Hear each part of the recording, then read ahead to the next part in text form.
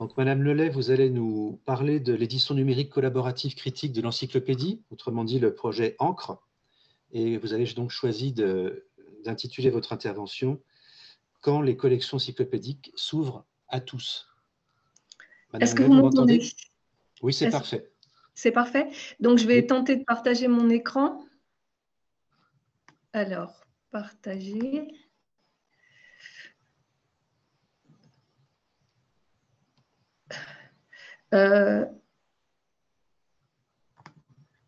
Est-ce que vous voyez mon écran? Oui. Oui, très bien. Oui. Alors, bien, merci. Vous avez 20 bien. minutes. Merci beaucoup. Je vais prendre beaucoup moins. J'ai prévu un exposé très court de manière à laisser du temps aux questions. Donc, sur la première diapositive, vous voyez 3 de mes casquettes. Donc, je suis chercheur associé au Centre François Viette de l'Université de Nantes, Centre d'épistémologie, histoire des sciences et des techniques. Je suis aussi membre de l'association nantaise Méridienne et enfin, je suis membre de l'Encre dont je vais vous parler aujourd'hui. Donc, édition numérique collaborative critique de l'encyclopédie. Et tout d'abord, voici une diapositive de la présentation de l'Encre sous la coupole de l'Institut de France le 19 octobre 2017. Donc, ça a été le lancement de cette interface sous les auspices de l'Académie des sciences. Et si vous le souhaitez, vous trouverez facilement des vidéos de l'événement avec le discours d'Alexandre Guilbault, qui est actuellement le directeur de l'Encre. 2 collections sont ainsi ouvertes gratuitement au grand public. D'une part, celle des articles rédigés par Diderot, d'Alembert, Jaucourt et les autres, annotés par les meilleurs spécialistes actuels.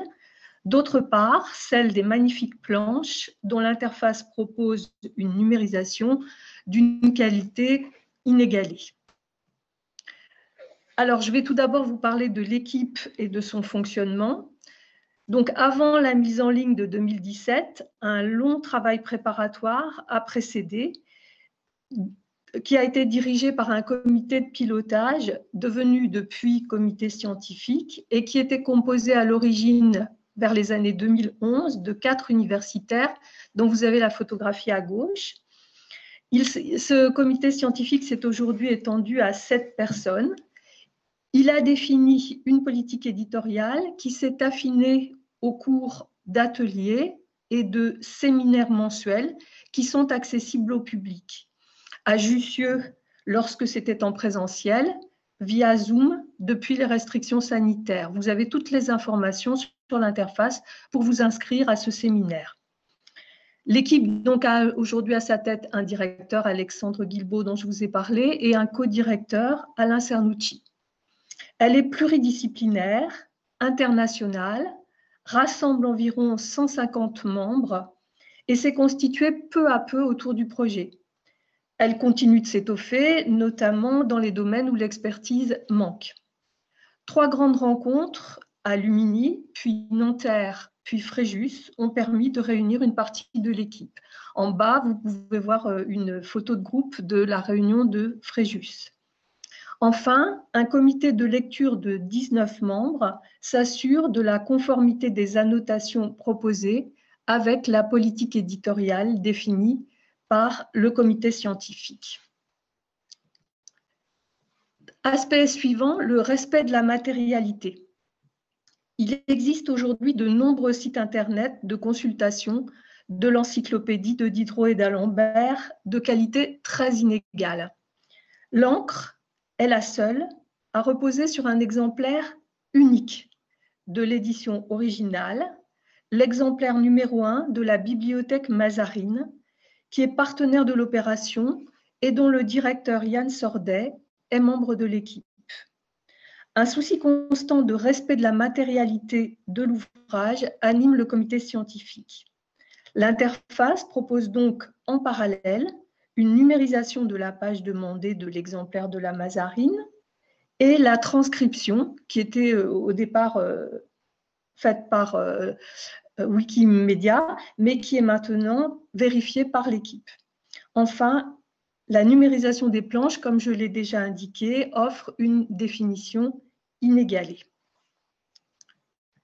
Aspect suivant, les campagnes collaboratives de repérage.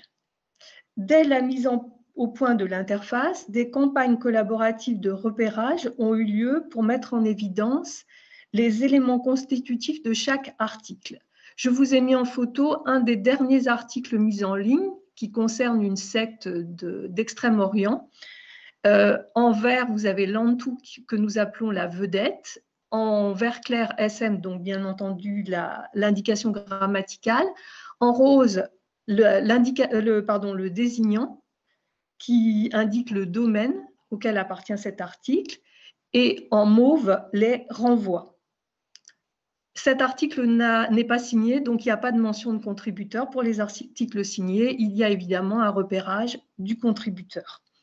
Notre prochaine campagne collaborative concernera les renvois aux planches.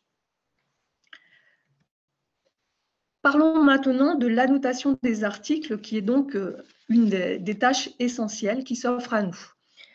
Chaque éditeur annotateur choisit les articles qu'il souhaite analyser, en accord bien entendu avec le comité scientifique.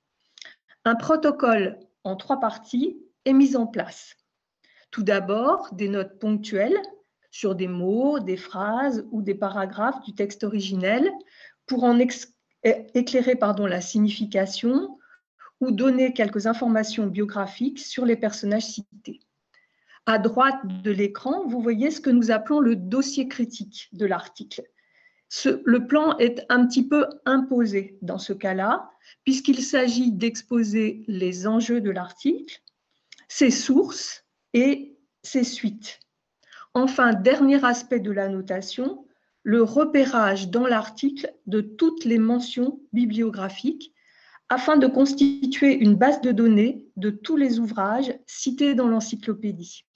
Cette sorte de bibliothèque des encyclopédistes sera, à terme, l'un des apports majeurs du projet. Il peut se trouver que plusieurs articles d'un même domaine, par exemple la musique, présentent des parentés suffisantes pour qu'un regroupement soit pertinent. L'éditeur annotateur compose alors ce que nous appelons un dossier transversal qui porte sur plusieurs articles. Le dernier dossier transversal mis en ligne s'intitule le clavicorde dans l'encyclopédie.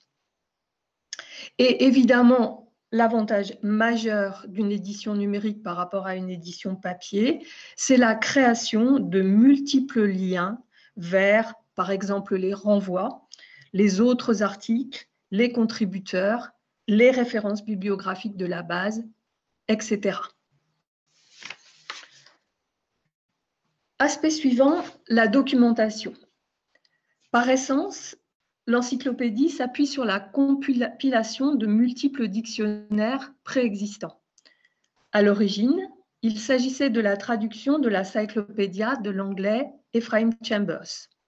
L'une des premières tâches de l'éditeur annotateur est d'examiner si l'article qu'il annote est une simple traduction de Chambers, une compilation de plusieurs sources ou une œuvre originale.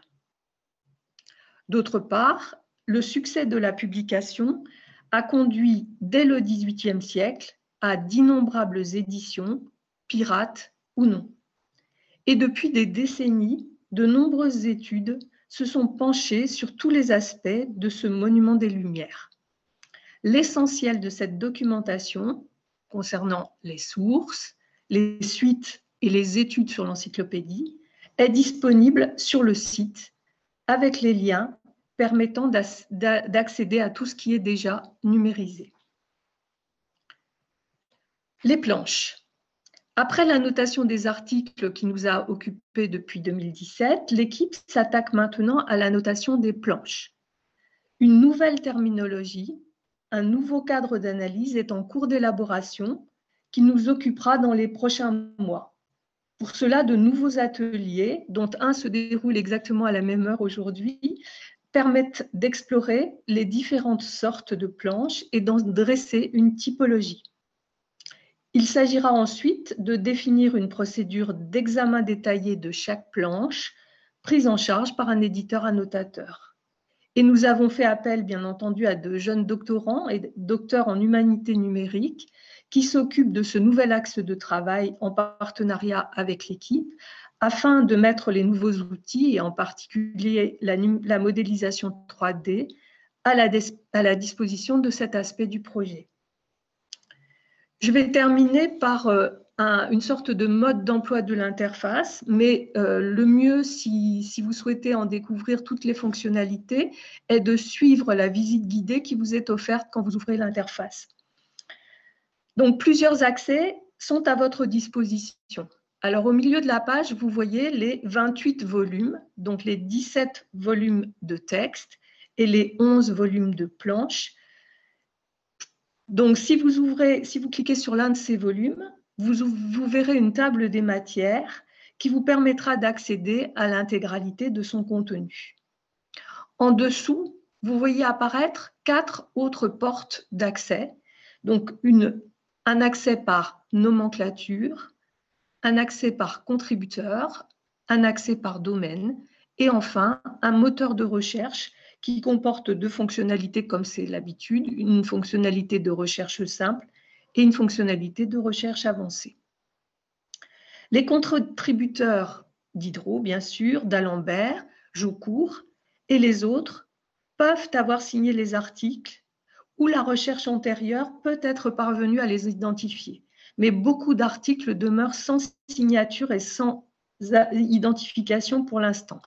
Donc, un de nos travaux consiste à ajouter des attributions. Nous sommes parvenus à ajouter de nombreuses attributions depuis 2017 et nous continuons dans le cadre d'un atelier d'attribution. Nous avons pour cela défini des critères, un seul critère ne suffisant pas à attribuer un article à un contributeur. Et bien sûr, chaque contributeur fait l'objet d'une notice que l'on peut consulter en tapant sur la question « Qu'est-ce qu'un contributeur ?» Les domaines, donc c'est la porte qui est après la porte contributeur, ils ont été définis de façon critique par le comité de pilotage. Et là aussi, la manière dont la répartition des articles dans les domaines a été effectuée est explicitée sur l'interface. Toute la documentation est présentée à gauche de l'écran, documentation générale sur l'encyclopédie. Enfin, à droite figure la description matérielle de l'exemplaire numérisé dont je vous ai parlé au début de la présentation. La présentation officielle de l'interface du 19 octobre 2017 a été accompagnée par la sortie de l'ouvrage « Oser l'encyclopédie, un combat des Lumières » chez EDP Sciences. Il est aujourd'hui disponible gratuitement en e-book sur le site de l'éditeur. Enfin, l'Institut de France a bâti un dossier pédagogique que j'ai mis à droite, intitulé « L'encyclopédie, un combat pour la connaissance », qui est destiné à l'enseignement secondaire et qui permet l'étude de l'encyclopédie à l'aide du support de l'encre. La valorisation auprès du public scolaire et universitaire est l'un des axes actuels de développement de l'encre. J'ai fait apparaître dans cette dernière diapositive l'adresse à laquelle vous pourrez consulter l'interface et je crois que je vais arrêter mon discours parce que le plus simple pour découvrir toutes les fonctionnalités, c'est de se rendre sur cette interface et de s'y promener à sa guise. Je ne doute pas que vous y trouverez nourriture à votre goût. Je vous remercie. Merci beaucoup, Madame Lelay. Nous avons effectivement un bon temps d'échange si vous le souhaitez. Qui veut prendre la parole?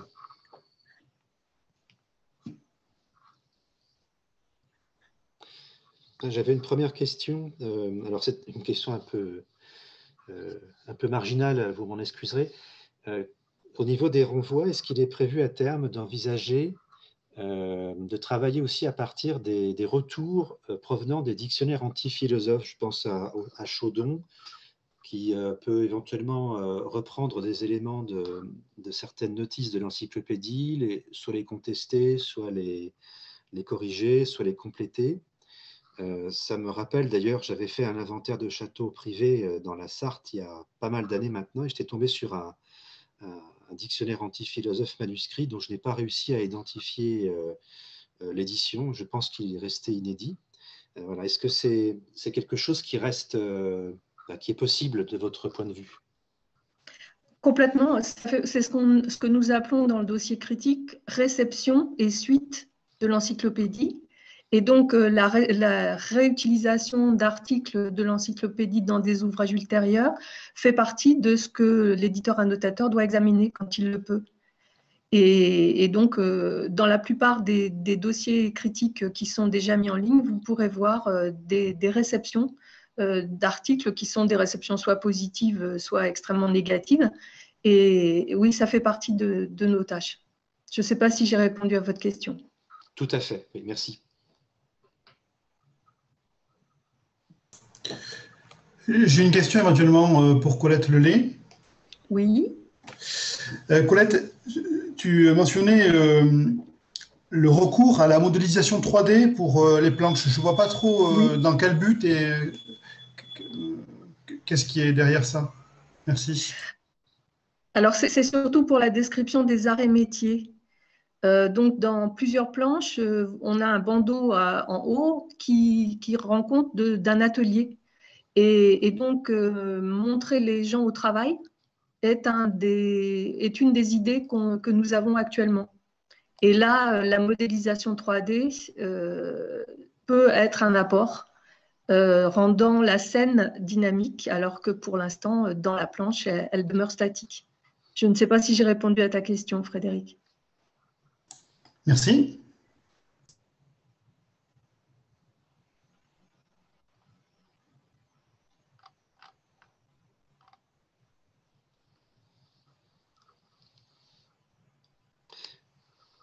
Est-ce que, madame, vous pourriez revenir sur les appels à collaboration et notamment la manière dont vous souhaitez susciter les vocations en matière de collaboration? Alors, ce qu'il est possible, c'est de se manifester auprès du comité scientifique, qui va, en particulier, il y a des domaines dans lesquels on a très très peu d'éditeurs annotateurs, et donc le comité scientifique est toujours à l'écoute des propositions de participation. Toutefois, on tempère un petit peu l'enthousiasme parce que devenir éditeur annotateur de l'encre, c'est pas forcément très simple parce que la procédure est assez rigoureuse et nécessite un certain investissement. Donc, lorsque vous avez demandé à faire partie de l'équipe d'éditeurs annotateurs, on va vous montrer en quoi consiste le travail. Et après avoir pris connaissance de ce en quoi consiste le travail, on vous demandera de confirmer votre volonté de participer ou pas. Alors, on ne veut évidemment pas décourager les bonnes volontés, mais on ne veut pas non plus susciter des enthousiasmes qui n'aboutissent à rien. On a eu des expériences, on a eu plusieurs personnes qui ont qui ont souhaité rejoindre l'équipe, mais qui n'ont pas voulu se plier à la politique éditoriale. Donc, l'acceptation de la politique éditoriale est quelque chose de fondamental. Je ne sais pas si je réponds. Oui, merci. Et avez-vous, de votre côté, surtout au début, j'imagine, sollicité des participations? Oui, bien sûr. Donc, dans nos équipes, bien évidemment, dans nos équipes universitaires, nous essayons de solliciter des participations, en particulier dans les domaines pour lesquels nous avons peu d'éditeurs annotateurs. Et on a essayé aussi, nous avons été présents dans des congrès, par exemple le congrès d'Édimbourg, le congrès des Lumières d'Édimbourg, et là aussi nous avons recruté quelques éditeurs annotateurs. Mais certains se laissent rapidement décourager par la politique éditoriale. Est-ce qu'il est conçu le principe d'une modération, quelle que soit la qualité des contributeurs, bien entendu, mais le principe de modération existe-t-il? Alors, la modération est assurée par le comité de lecture. Donc, le comité de lecture comporte 19 membres qui sont des éditeurs annotateurs de domaines les plus variés possibles. Et donc, chaque membre du comité de lecture a en charge la lecture de plusieurs annotations d'un double aspect. Donc, tout d'abord d'un aspect formel, c'est-à-dire respect de la politique éditoriale et des procédures numériques de la mise en ligne, et puis un aspect de fond, sur le contenu de l'article, avec la possibilité de solliciter d'autres personnes de l'équipe pour faire des relectures quand on n'est pas très compétent sur l'article en question. Donc, il y a un procédé de relecture des articles, mais bien évidemment, l'éditeur annotateur reste le responsable. C'est d'ailleurs lui qui signe, et donc sur l'interface, le dossier critique est signé par l'éditeur annotateur. Merci.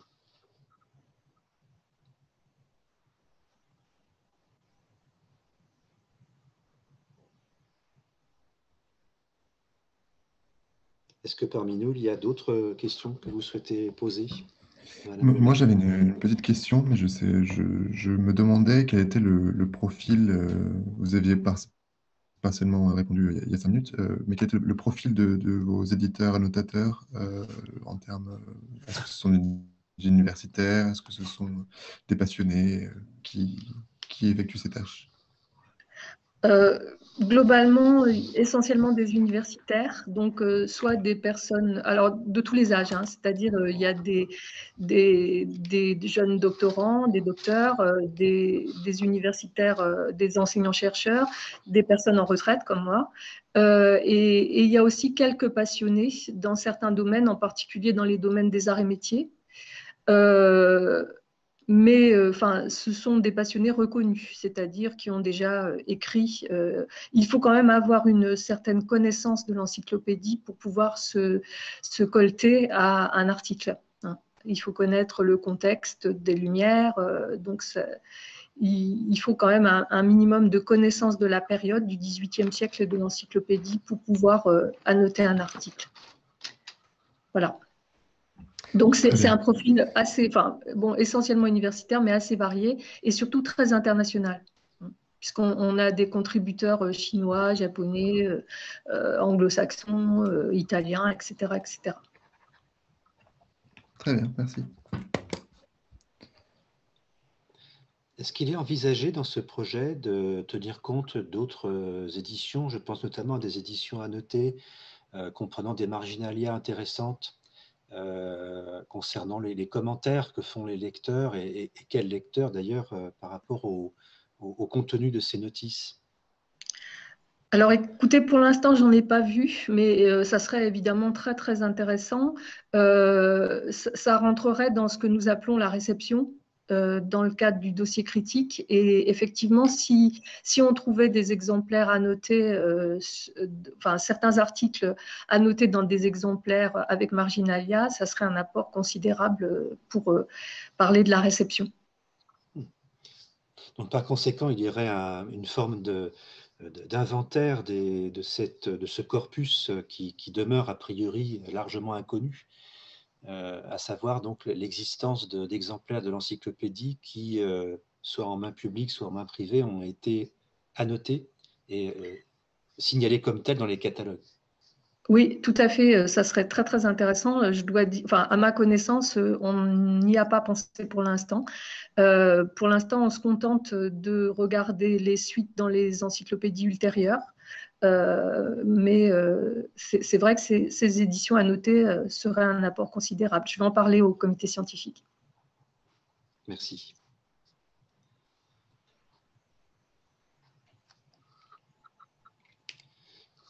Est-ce qu'il y a d'autres questions? Nous avons encore 5 bonnes minutes devant nous, si nous souhaitons.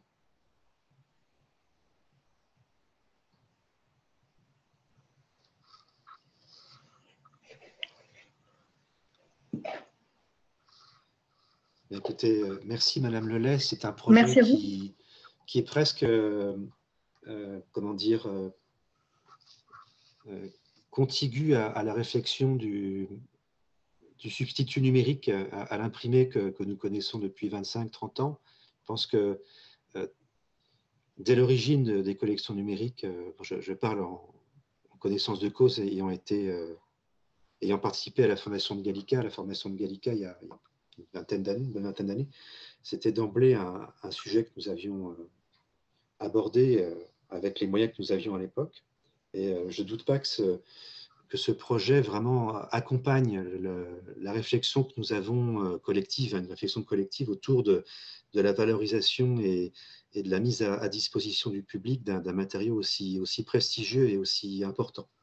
Merci à Je vous vous. remercie, monsieur. Merci beaucoup.